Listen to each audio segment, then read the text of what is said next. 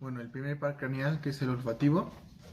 este va a tener su origen real en las células olfatorias, de la mucosa pituitaria o de la mucosa nasal o simplemente de las fosas nasales,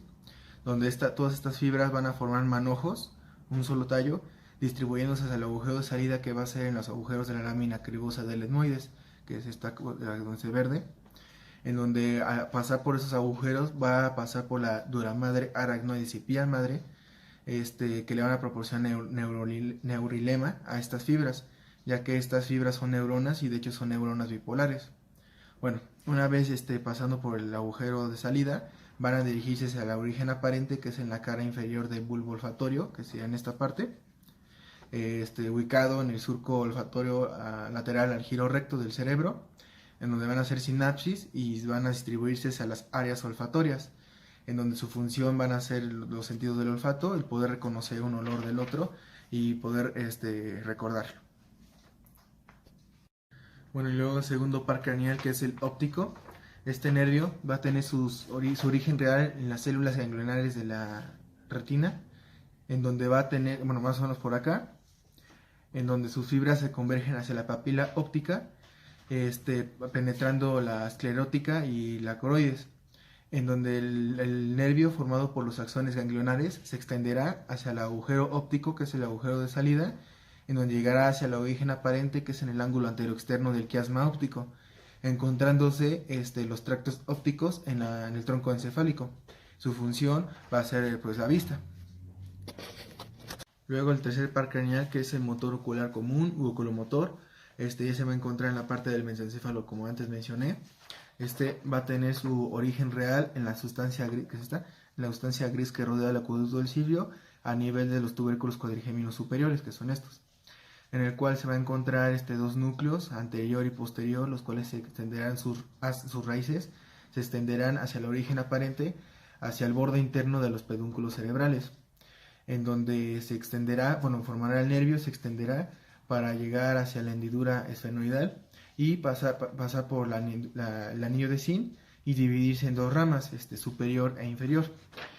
Su función va a ser los músculos externos del ojo, excepto el recto externo y el oblicuo mayor, siendo el elevador del párpado superior.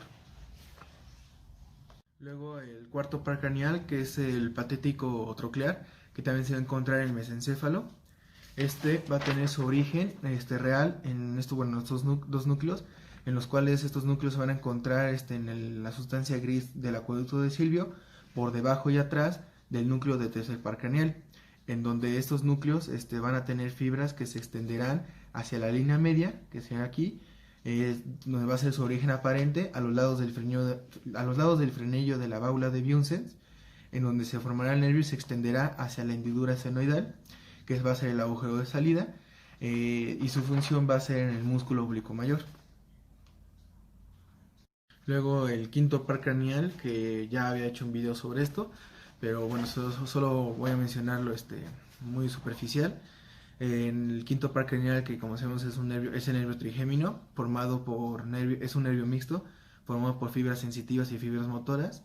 y se va a encontrar ya en la parte de la protuberancia.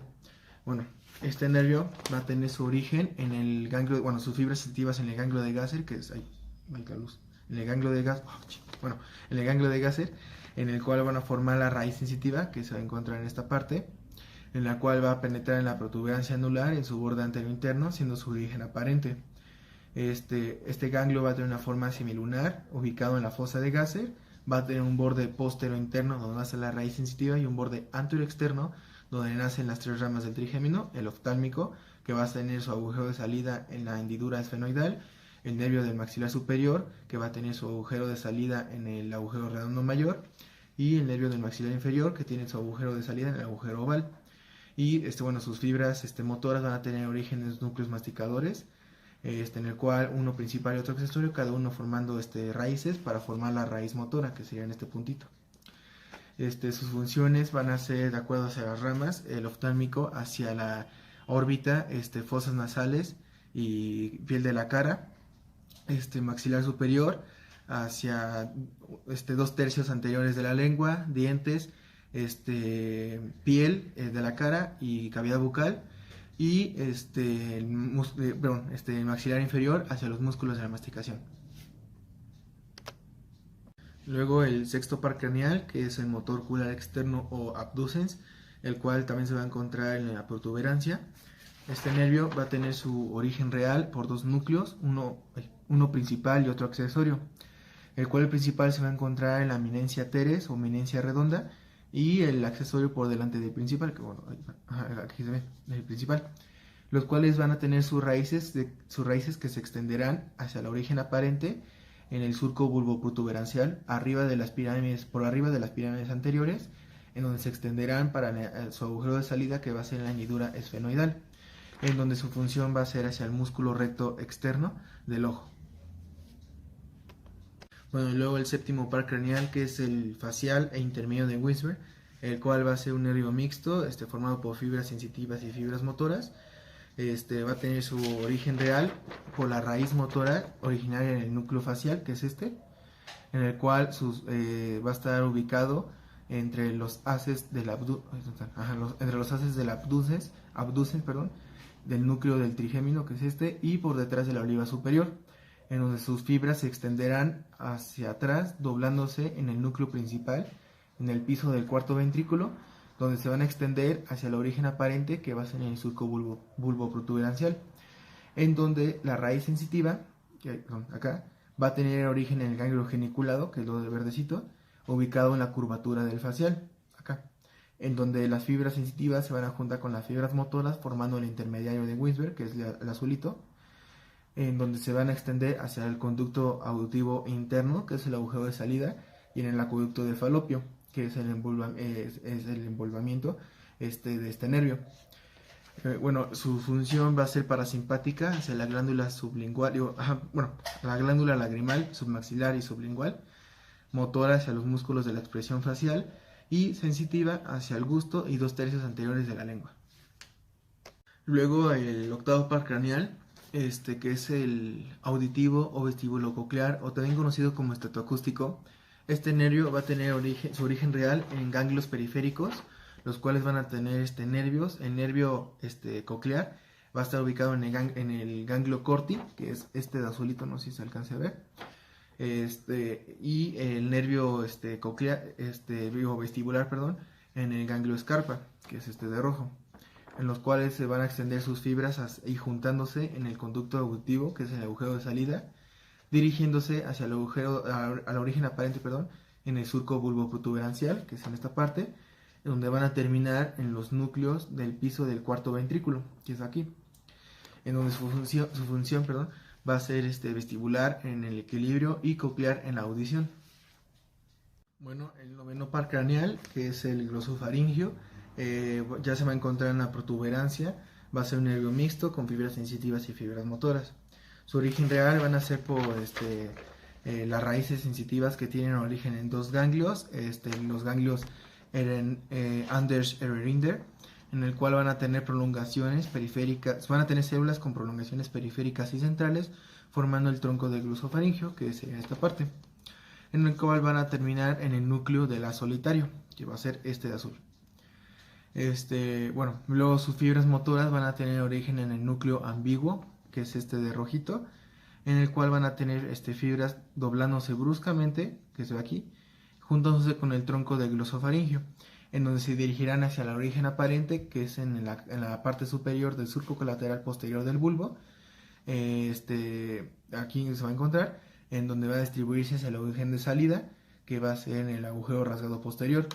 en donde su función va a ser motora hacia los músculos de la faringe y sensitiva hacia 1/3 posterior de la lengua, el gusto, faringe y ramo para el seno carotidio. Bueno, y el décimo par craneal, que es el neumogástrico vago, que también va a ser un nervio mixto, sensitivo y motor. Va a tener su origen, su raíz motora en dos núcleos va a tener su origen en el núcleo ambiguo, o también conocido como núcleo ventral, y en el núcleo dorsal, ubicado en el piso del cuarto ventrículo. Las raíces sensitivas van a tener origen en dos ganglios, o el ganglio yugular y el ganglio plexiforme, donde van a tener células con prolongaciones formando raíz sensitiva, donde se van a juntar cerca del origen aparente con las motoras, dirigiéndose al origen aparente, siendo su origen aparente, perdón, en el surco colateral posterior del bulbo, y llegándose al origen de salida, que es en el agujero rasgado posterior,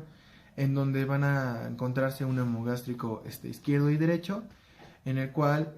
van a tener sus funciones motora hacia corazón, pulmón, paladar, faringe, laringe, y sensitiva hacia el corazón, pulmón y oído externo. Luego el 11º par craneal, que es el espinal.